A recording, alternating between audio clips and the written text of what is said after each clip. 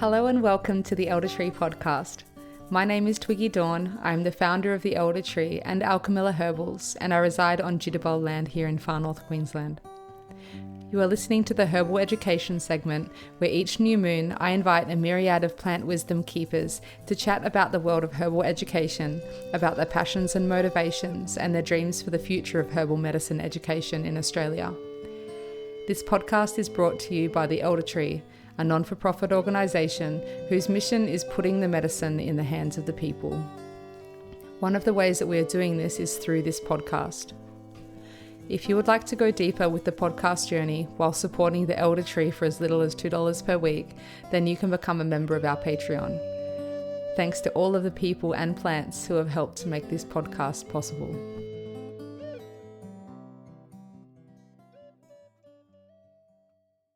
Today is an exciting day for the Australian herbal community as Naomi Ingleton launches Herb Connect, an online marketplace and hub to connect herb growers to apothecaries, medicine makers, practitioners, and anyone wanting fresh, vital, potent Australian grown herbs. Naomi Ingleton is a herb farmer and educator who's spent her life working with food and plants, and after years in hospitality, food production and business advisory, she's come full circle to her roots, founding the Farmacy collective and Herb Connect to support farmers, share her love of medicinal plants, and inspire communities to grow and use herbs for food, health, and connection. So Herbal Connect is a platform that links Australian herb growers, large and small, with buyers who want fresh, local and trusted herbs. Naomi started Herb Connect to support farmers with diverse income streams and to give consumers access to herbs with real provenance, not imports of unknown origin. It is at the tender beginning. Naomi has developed the framework, but what we need now is for all of the small, medium and large scale growers to sign up and start selling their fresh or freshly dried herbs on the website. So this is not a space for herbal preps such as tinctures, infused oils, salves and the like. It is purely for fresh material or freshly dried material. Farmers and growers can list their herbs and on the site, and they can have a bio so you know exactly who you're buying from. And when you buy from within the site, you're buying directly from the farmer. And then the practitioners, medicine makers, retail outlets, or whoever is sourcing, wanting to source herbs, they can put up their wants. And, this also gives the farmers more direction in what to grow. The website Herb Connect will also be a hub linking herb farmers to mentorship and other supports. There is a real momentum happening currently for Australia to become more self-sufficient in our herb supply, and it's a momentum that the Elder Tree is really backing, and forming alliances with people like Naomi Ingleton is a wonderful way to actualize this momentum. It is really time to be developing strategies as a collective to stop importing rare and endangered herbs from overseas and to minimize import of herbs in general. Australia has such wonderful soil and water and like a multitude of different ecosystems and different, like from tropical to arid to alpine and everything. We've got wonderful soil, water and air purity compared to many of the countries supplying the herbs that line our shelves. So, but for this to be a reality, for Australia to be able to supply itself, there needs to be a real paradigm shift down to the supply chain, as we need to be prepared to pay more for herbs. But in the end, we always get what we pay for, and there's so much more value in locally sourced herbs. So listen on to find out more and hear about Naomi's journey and her intentions and the beautiful things that she's creating as a herbalist, herb grower, educator. And also share the link. It's in the show notes. Share the link about Herb Connect with any of your friends or associates that are growing herbs or are looking to source Australian grown. Hi, Naomi. Welcome to the Elder Tree podcast. It's so good to have you here today. Thank you. Awesome to be here too.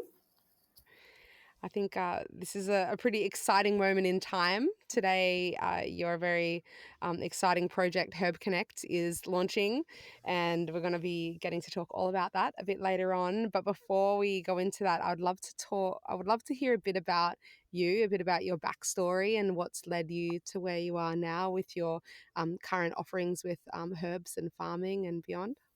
Yeah, that's a loaded question. It's never a linear thing, is it? No. Um, ah, I grew up with a farming background, so both of my grandparents were farmers, and my my dad still is a farmer down in Gippsland.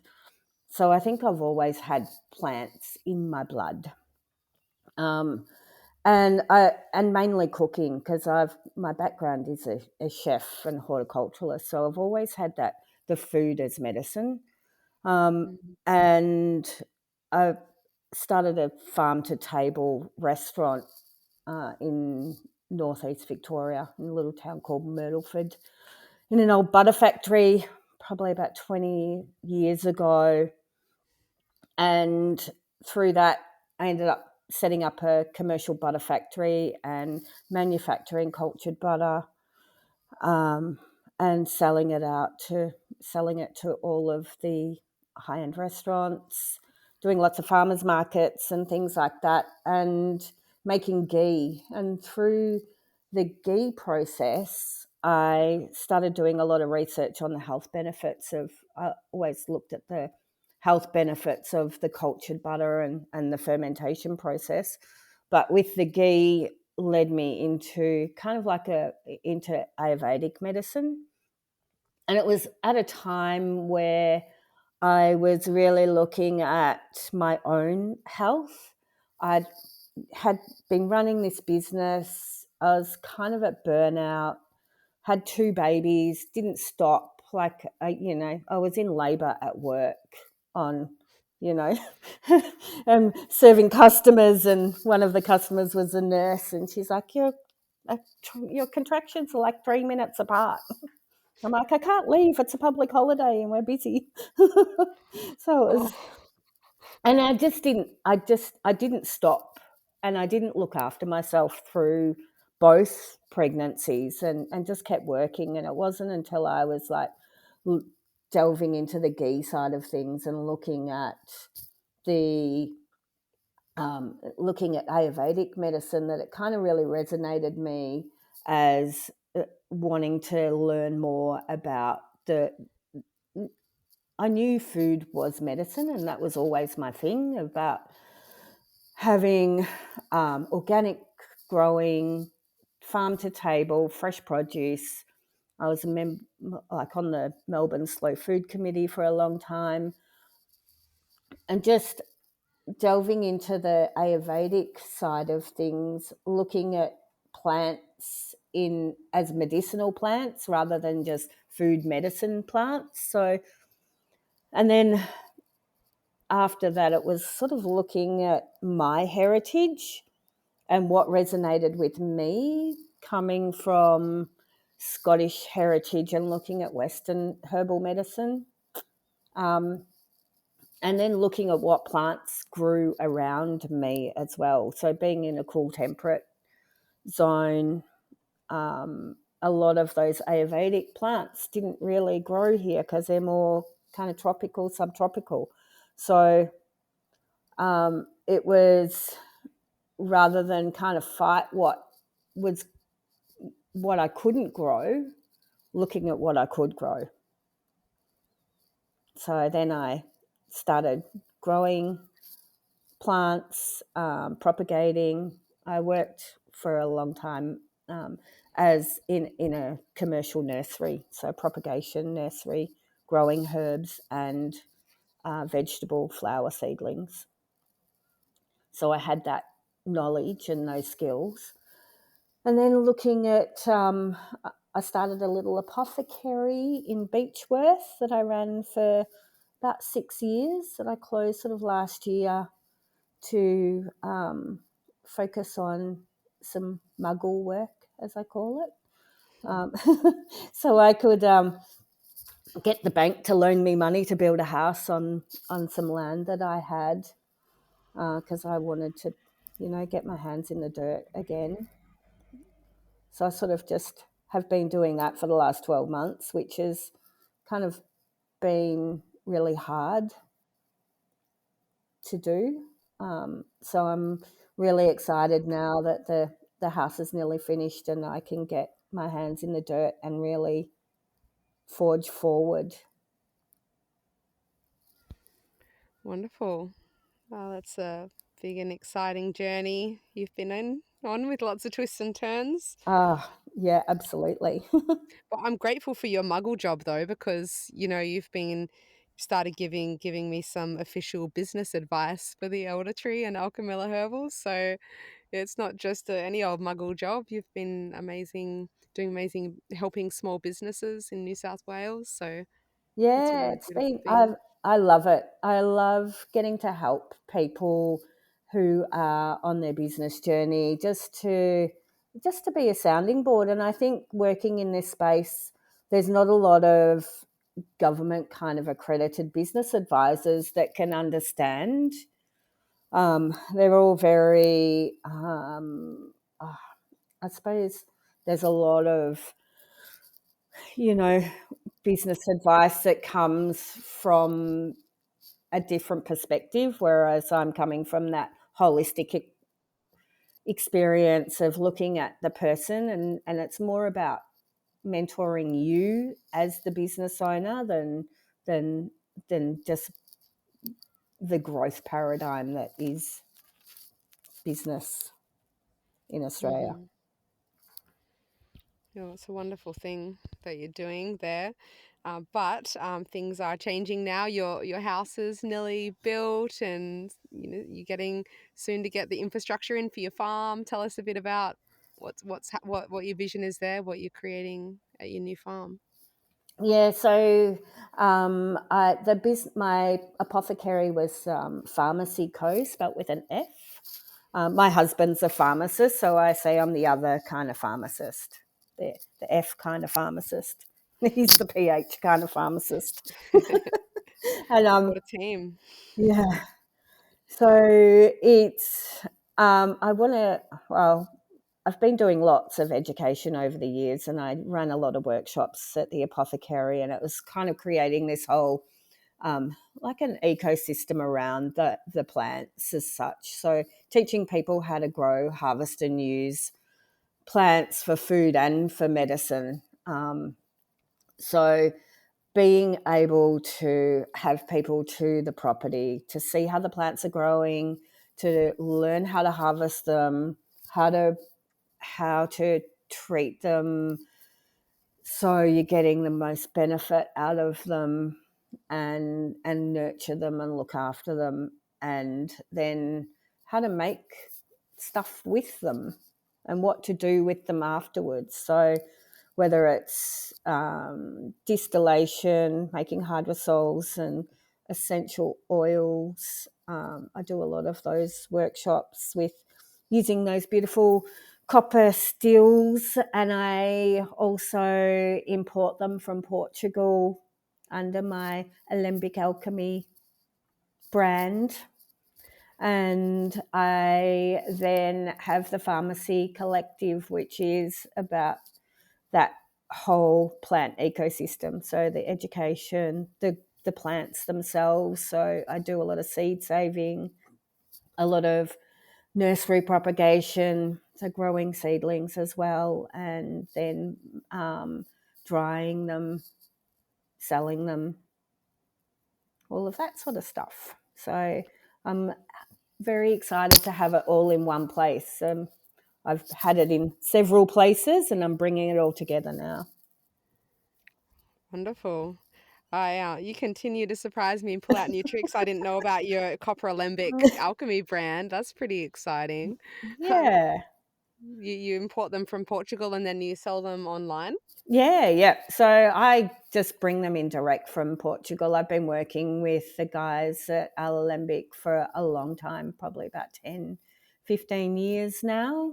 And it's just, it's just easier for people to be able to get them from an Australian company without having to worry about all of the currency conversions and not having someone to contact if it doesn't turn up or it's, something's wrong with it and all those sorts of things. And also being able to run those workshops on distillation and how to use and care for your copper stills. Oh, wonderful. There you go. I didn't even know of an Australian supplier. I knew of people in New Zealand.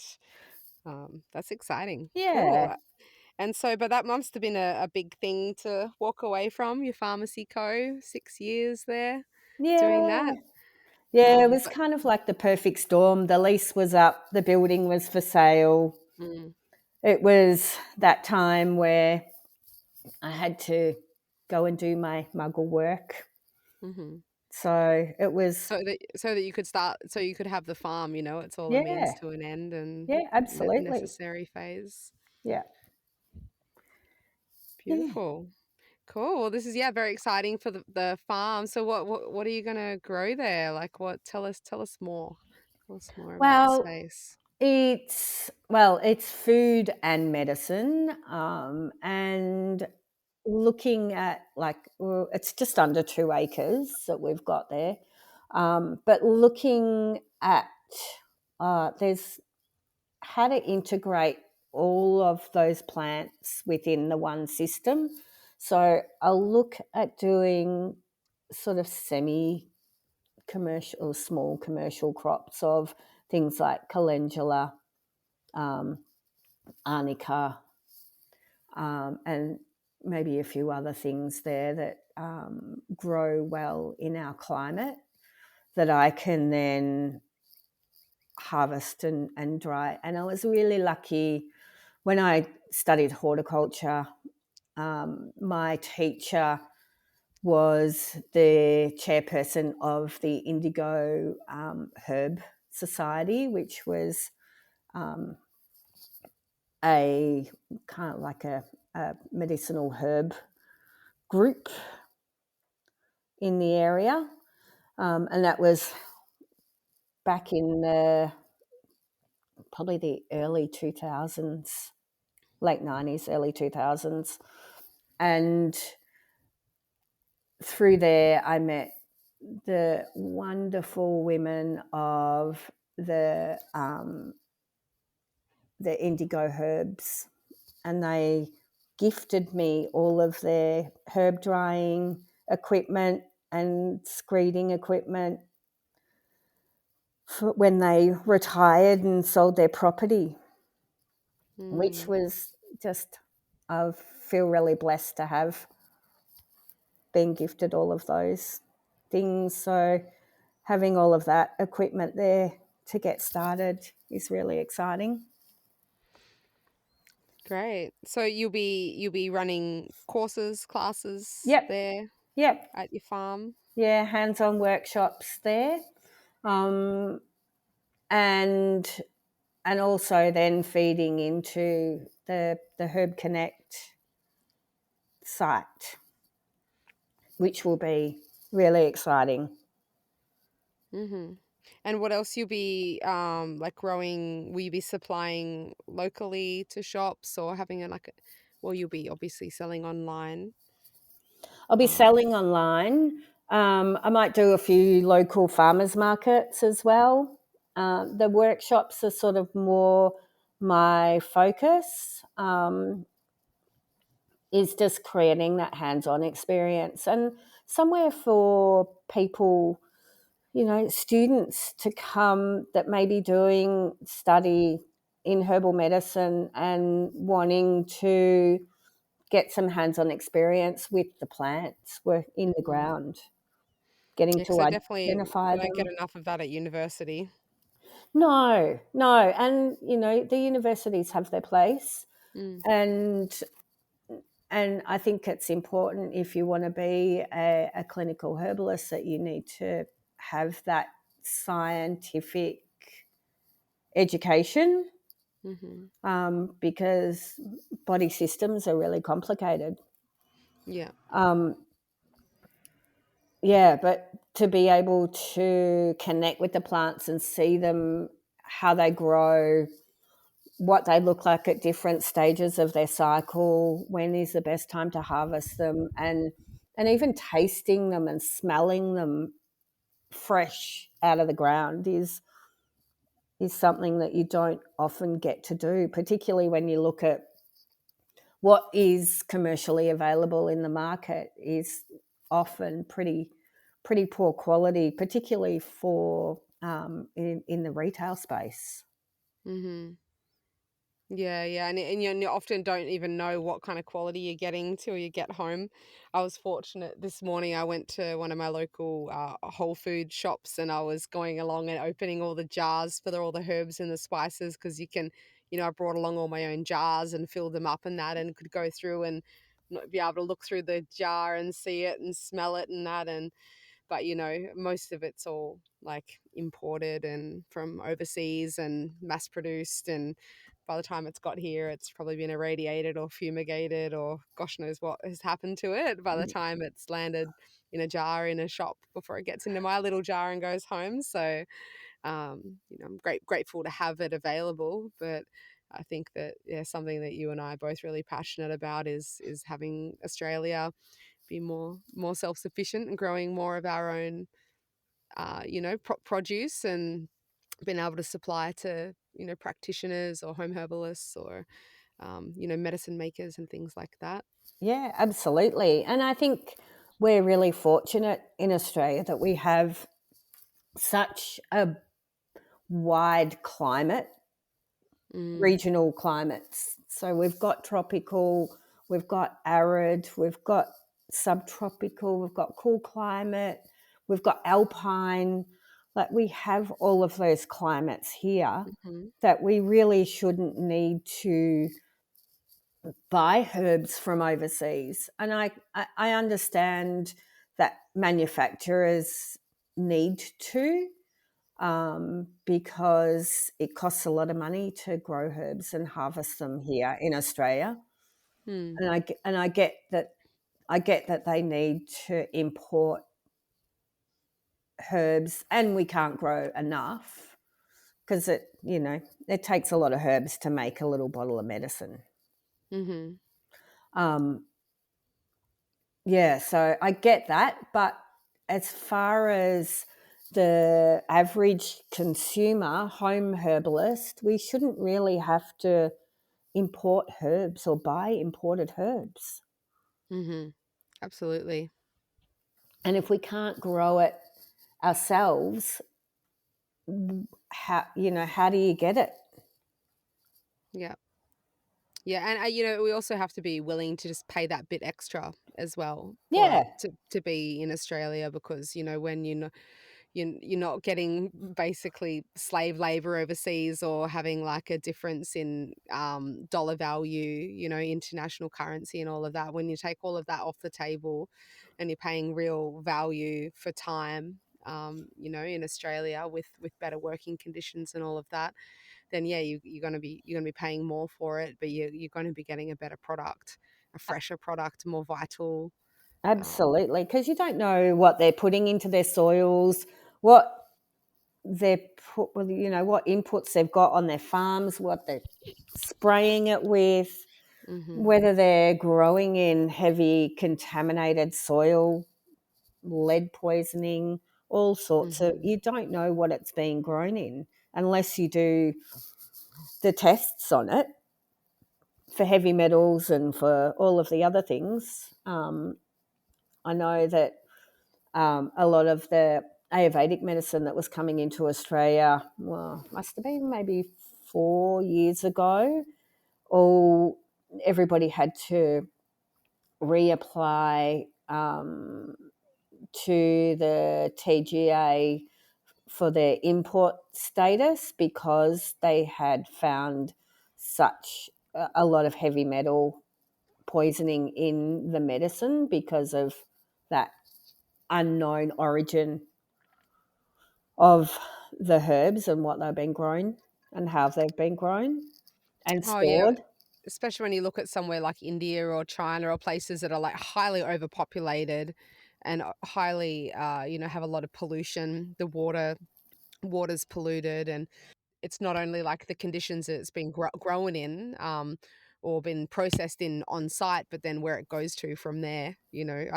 I've, always think of this being in Bali and seeing all the, going to a organic rice farm that was just on the side of the road on plastic deteriorating tarps, Mm-hmm. drying the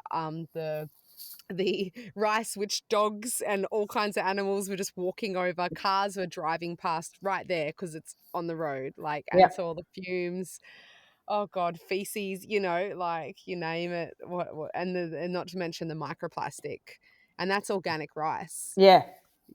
Organic, it's like, sure, it could be meet some standard, but it's Australian standards are generally a lot higher than a lot of other countries, And with things like that.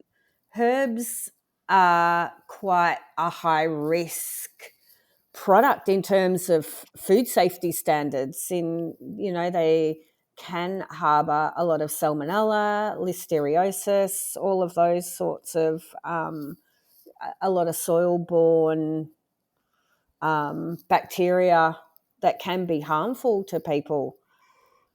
And just I know through my experience in food manufacturing that the testing regime on products that have a herb based for food consumption are generally pretty strict and stringent. And even with the In new, Australia. yeah, and there's been new regulations that have come out from the Food Standards Australia for berries and leafy greens, which does include herbs for culinary purposes. Mm-hmm. So there's a whole new reporting program that's just coming into effect about that too, from a food standards point of view. Okay. Yeah, it makes it difficult for the little guy complying to all of the, the regulations, all of those things like that.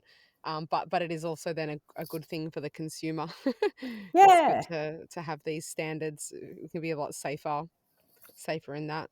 yeah, and it's just paperwork. There's just more paperwork and more admin on top of Mm-hmm. whatever else you're already doing. Yeah. Yeah, well, and it can be hard as the little guy starting up. Like, that's often the way in Australia anyway. It's a lot of the larger companies are supported. Excuse me. It's a lot easier, once you've got lots of different staff and can afford lots of staff, and you kind of have that hit that growth point. Things can get easier. It can be harder for the family-owned business and the smaller business to really thrive, and that's why we need spaces like, especially for say herb farmers, what we're talking about here. That's why we need spaces like the Herb Connect space to support the farmers to have the market, for what they're doing. So yeah, I'd love for you to tell us about Herb Connect, and what your vision is, and what that space is, who it's going to support, and yeah, what's the end goal of the space. Yeah, I think it's sort of. I'm not the sort of person that thinks that someone should do something. I'm the sort of person that says maybe I should do something. So it's about kind of rebuilding local resilience through herbs. Mm, So um, so it's a platform that connects the herb growers directly to the people who need them, basically. So whether it's makers, herbalists, food producers, small scale manufacturers, it also helps perhaps maybe farmers or regen ag farmers that are looking to diversify income, to perhaps put another income stream through their system that they've already got equipment for, they're already kind of set up for it, they may not have the knowledge to do that. So when you're looking at 90% of our herbal ingredients are pretty much imported, and we've got growers all over the country with the skills and the climate, but there's no way for them to get to the market or find the buyer, because if you can grow it, maybe you don't have the skills or the platform to be able to find a buyer for it. And because it is seasonal as well, and maybe you only want to grow one crop that is a companion plant for your main crop of whatever else it is you're growing. And you may not necessarily have a market for it. So I thought I'd sort of set that up as that community aggregator. So it's where the growers and the buyers can find each other without sort of having that middleman. So Wonderful. yeah, encouraging that community sufficiency, the local herb relationships, all of those sorts of things. That's wonderful. So Yeah, what kind of form will people sell in, like dried herbs or like fresh herbs come pick up or both. post? Could people sell like their handmade herb products through there? Not so much the handmade herb products, because that's a whole different market and a whole different legality that I don't really necessarily want to be involved in. I think that that's up to the individuals. It's Yep. more about it's more about making an well, it's about supporting an industry, Mm-hmm. because I think it's building that network so people can see where their herbs are coming from, who grew Yep. them, how they grow them, that transparent, building that transparency and that trust to create some real value within the industry. Mm. Um, And then people can be buying direct from the farmer. It's like there's that. You're barely an intermediary for that, because people are like, they'll go onto Herb Connect and they are buying it directly from the farmer yeah, within that portal, within that space. So yeah, so they can have information about their farm. And yep. I wanted to have some sort of transparency, so people can sign up to be a grower. And even if you're growing, you're a backyard grower, and you might have, because you don't need a lot of space to grow herbs. So, and often people who are growing them are like, well, I get high harvest every year. What do I do with it? yeah. So you can either eventually it'll grow into something a little bit bigger, where we'll look at like a community grow space, like community connection spaces, where you can maybe get together with a few people to grow a crop. And that way, and also having a notice board for manufacturers that maybe want to be, they're looking for a certain herb or plant material for a product that they want to get someone who can grow every year for them, but they just don't know how to find that person. They may be in Queensland and they need, an alpine herb grown. And how do Yeah. they find those people in those alpine areas if they're stuck in tropical North Queensland? So So there'll be offerings and wants. There'll be things for sale, but then there'll also be the opportunity where medicine makers or practitioners or anyone can state what they want, and maybe the kind of quantities they're looking for.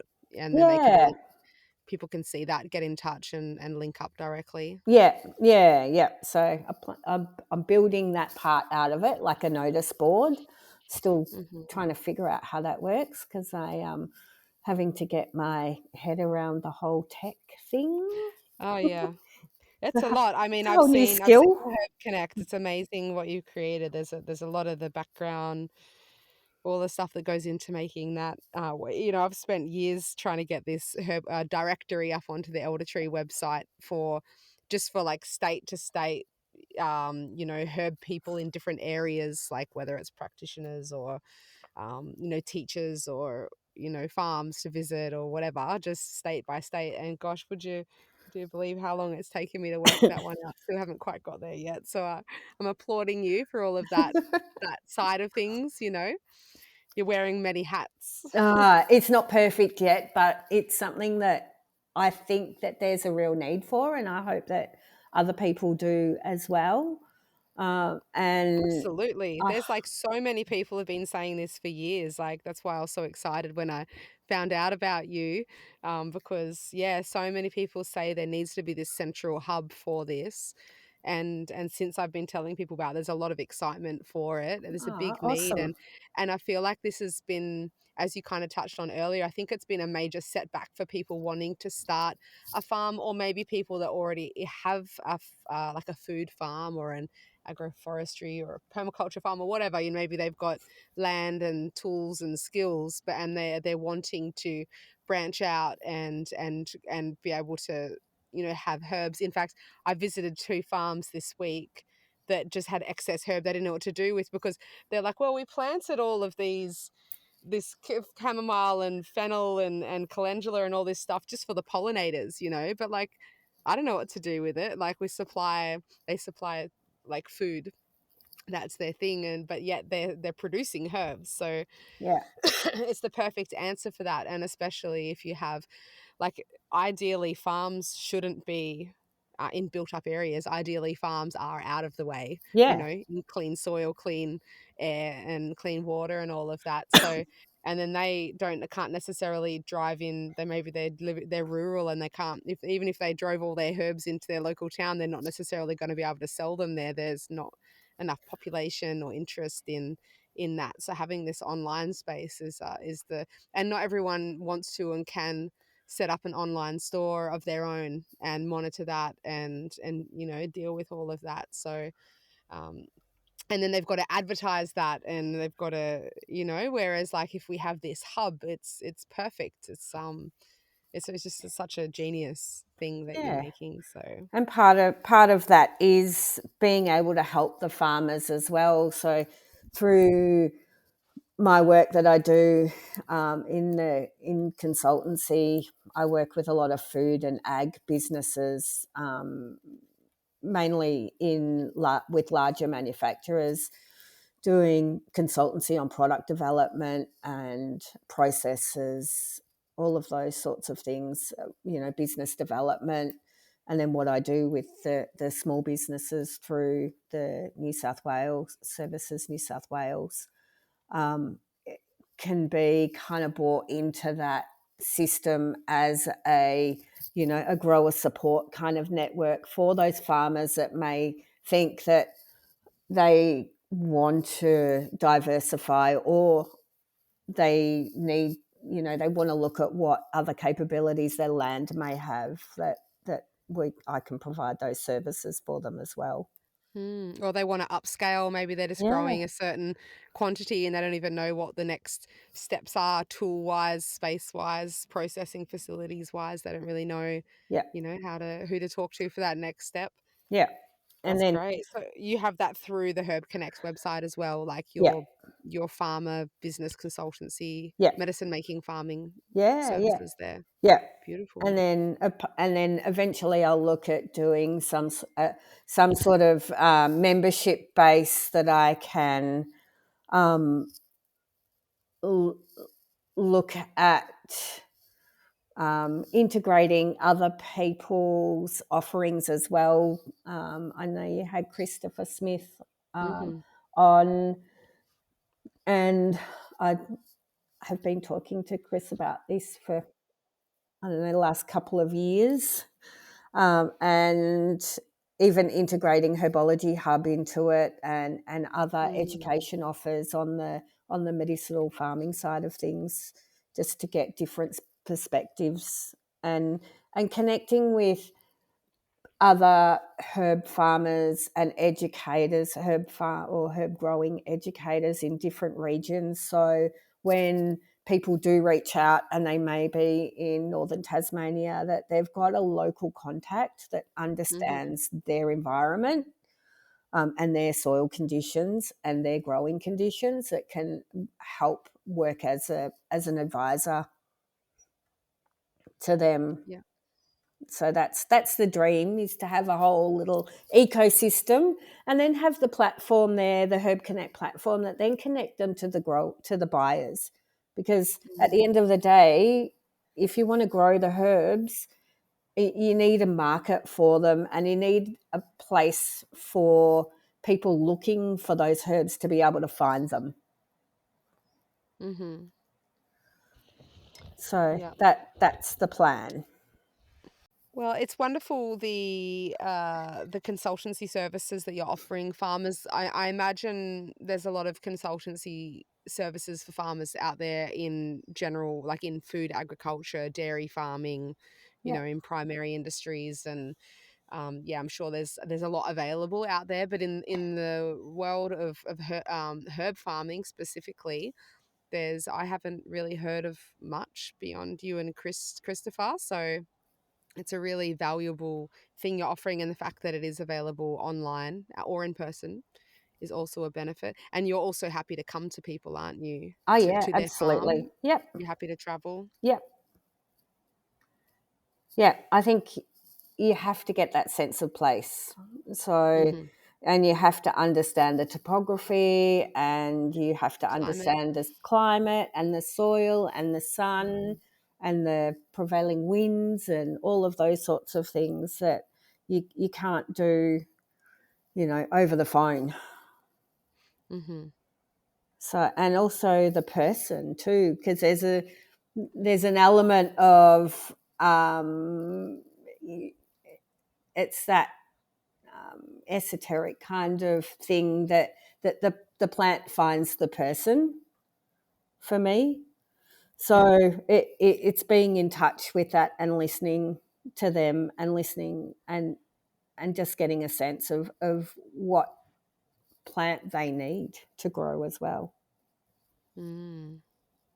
And what will actually even grow well, whether the crop they want to grow would be successful in that Yeah, environment and in that soil. yeah, Because you might want to grow all the calendula in the world doesn't mean that you're actually in a good location for that. yeah. And there's I don't know, bringing in that level of energetics as well, Hmm. into the mix. Because even I know when I'm cooking, and I'm even cooking commercially, when you working with plants and making things and growing things, there has to be that level of energetic from the person as well. Hmm. Because that, for me, I think that has something to do with it. Their connection to the plant or their connection to the place or All of it, hmm. all of it, and their connection to the plant and the place. Because you don't want an angry herb farmer. Absolutely not. Yeah, it's been really eye-opening for me reading Anne Armbrecht's book, The Business of Botanicals, Yeah, and just about her, her interviewing all these wild foragers and farmers and just coming up against so much of like people that don't like their job, don't actually care about the health of the consumer or the, yeah, whoever's going to be actually taking that medicine or utilizing that medicine as an end result. Like they don't really care about that, or they don't even necessarily know the medicinal properties, or don't actually have the relationship with the plant. They can identify it, they can harvest it, they can stick it in a sack and ship it off, but they don't actually have that connection, yeah. And there's that or level the of good energy vitality for that's it. not there. Yeah, yeah. And then that affects the medicine, and that's the beautiful thing, as well with the Herb Connect space. Like I imagine the farmers on there will have like a profile or a way, Yeah, like a absolutely. way to where you can actually get a bit of a sense of who they are. They can put And a video up. They can have map to their farm pictures. Like I want it to, I want that real connection. I don't want to Yeah, have this it is so important. Yeah. because that's where you can build that trust and that value.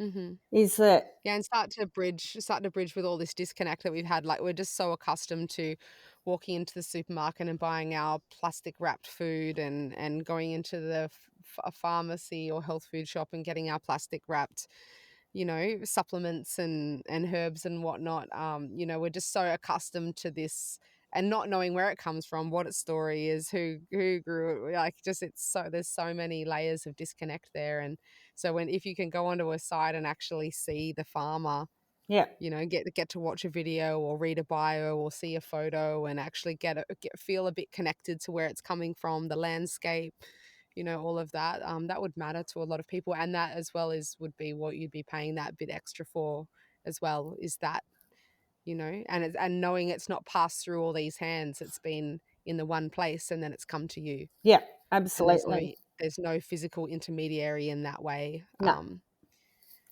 aside from no, the post or the courier. no, and it's Yeah. about bringing the medicine back to the people.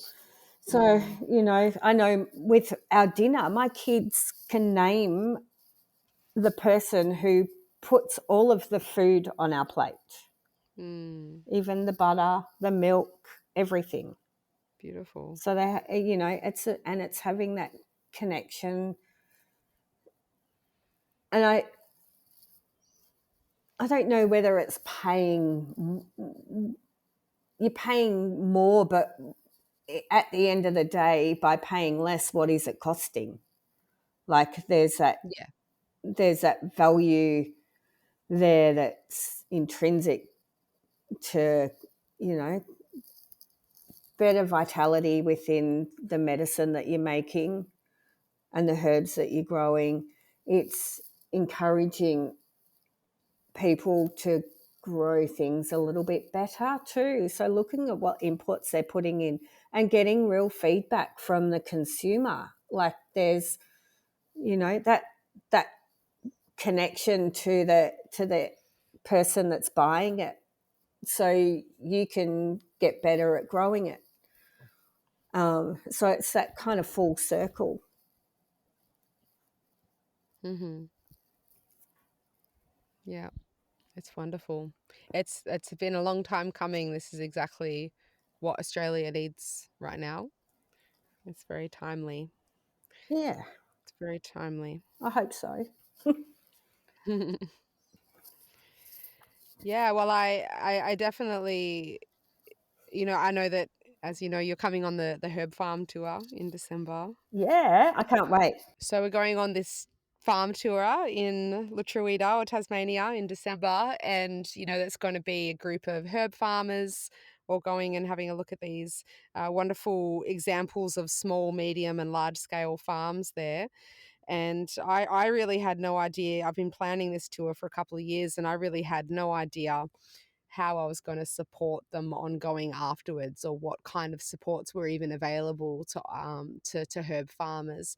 I know that the government provides a lot of funding support, and well, to an extent, especially in crisis, and um, but there's a lot of support out there for other types of farming. But like herb farming is such a kind of niche or emerging industry, that I didn't really know what supports were out there to offer these people ongoing. So I'm really, and also I didn't really know what the market was going to be like. I hear a lot of people say, it's not really viable to grow herbs because you've got to charge more for them, and people don't want to pay that and all of that.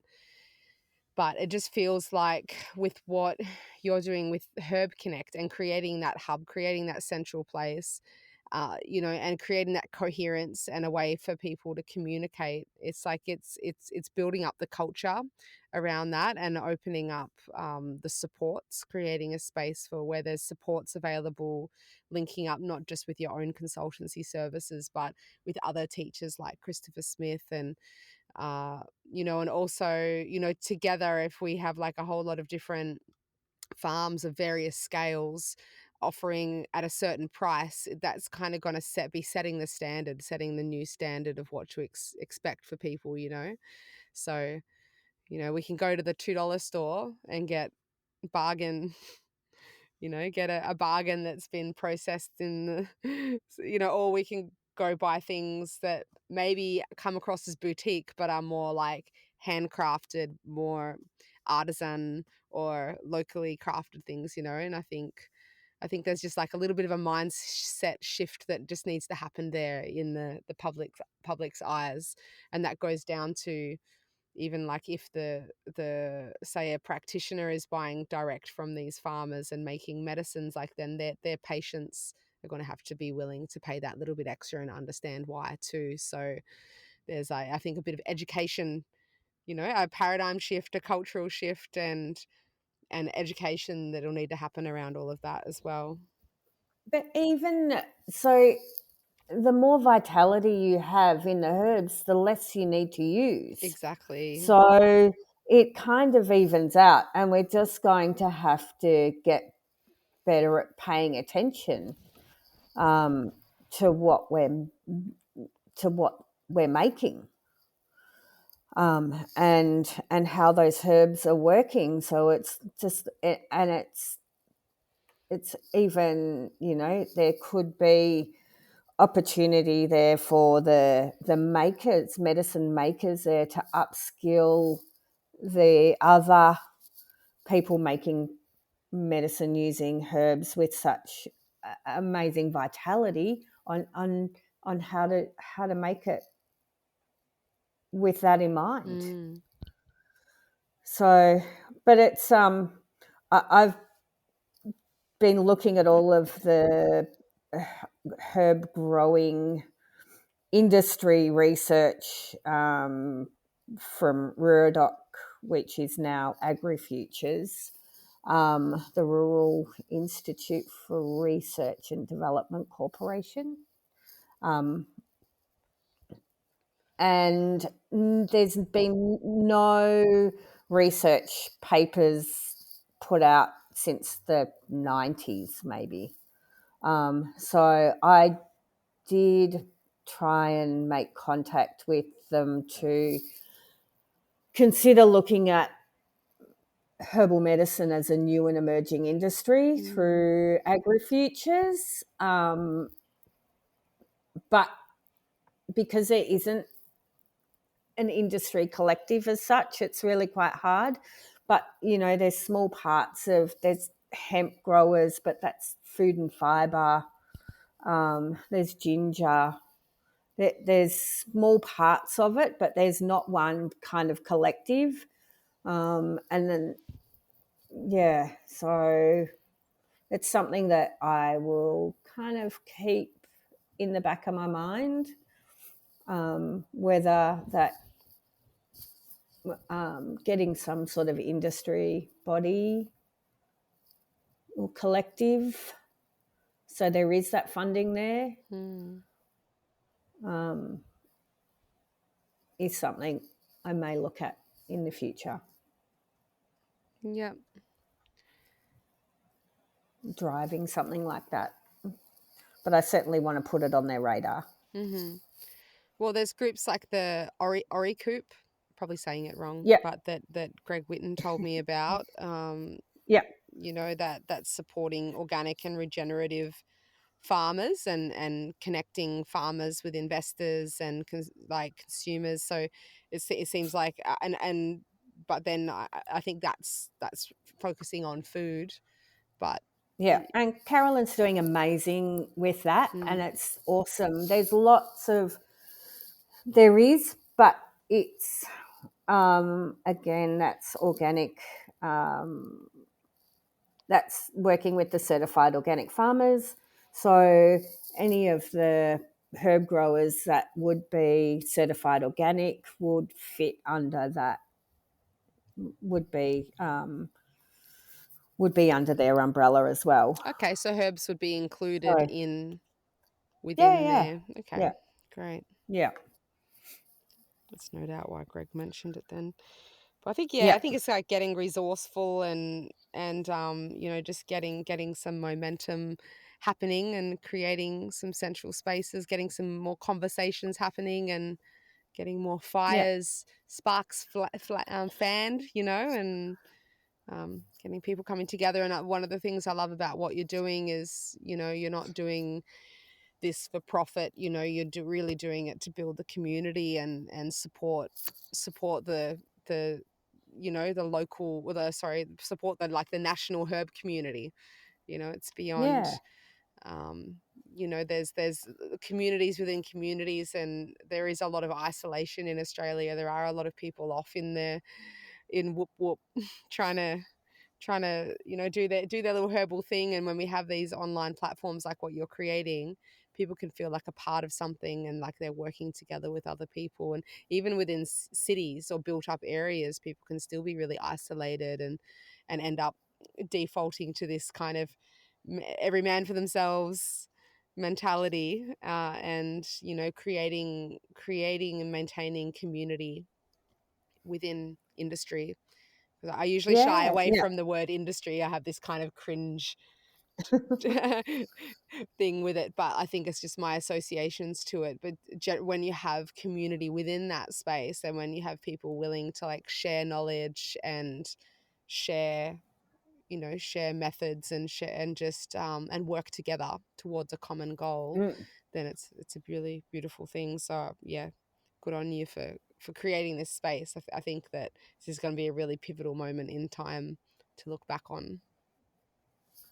I hope so. I hope so, because there's, you know, there's a the industry has been quite disjointed for quite some time.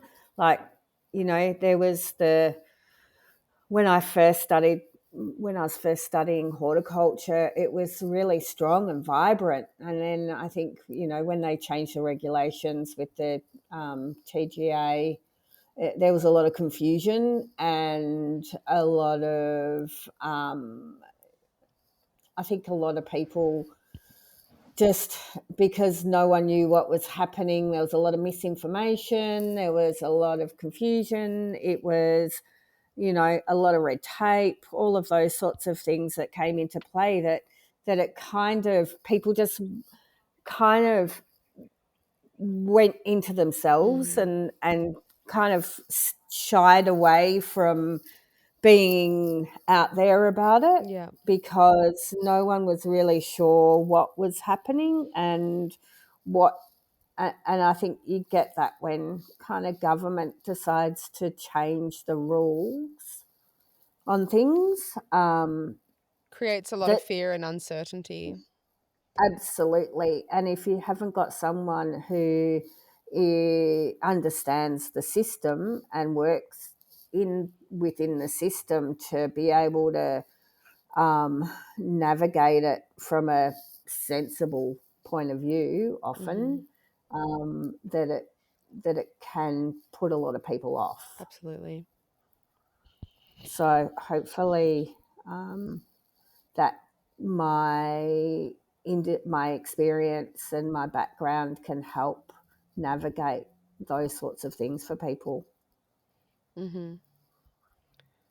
and just say, hey, you know, we can work. Let's work within it because we don't have any other choice. But this is how you can do it. Mm-hmm. Wonderful. Well, I think you're an absolute gem and an asset to the Australian community, herb community. Oh, thanks. So I think we might start wrapping up right about now, but it's, yeah, very exciting times ahead. So as of today, as of when this episode airs, now Herb Connect is officially launched and online and Yep. available. So there'll be a link to it below. Below this episode, and yeah, make sure you get for all the listeners out there, you know, let's get the word out there. And if you know anyone that's growing medicine on a small, medium, large scale, and they're looking for somewhere to sell it, or they're looking for some, you know, business consultancy for their farm, then yeah, check it out. Jump on Herb Connect. Absolutely. And any feedback is welcome. Mm-hmm. Always wanting to improve things. Wonderful. Well, thank you, Awesome. Naomi. Thanks so much for coming on here and sharing all your beautiful wisdom, and thanks for all your hard work. Thanks. I can't wait until we head overseas. Yeah.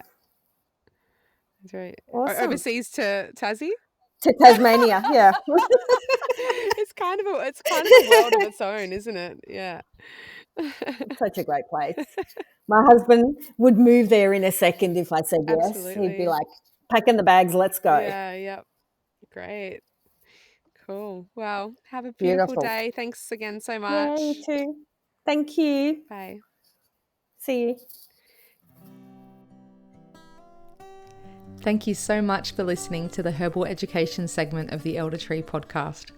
Stay tuned every new moon as I interview more wise and inspiring herbal educators and herbal lore keepers from around Australia. If you would like to go deeper with the podcast journey, you can become a member of the Elder Tree Trove on Patreon. Contribute as little as $2 per week to access free content from our interviewees and also access discount codes and opportunities which are exclusive to our members. You can find us on Patreon by going to www.patreon.com/theeldertree. Other ways that you can assist us in getting our offerings out there to more people in Australia is by subscribing and leaving a review on Apple Podcasts and on the Spotify app. Also, liking, commenting on and sharing our social media posts actually has a really positive impact and helps us to reach further with the message from all of the amazing herbal lore keepers that we interview on this podcast. Thank you so much for your support and have a most wonderful day.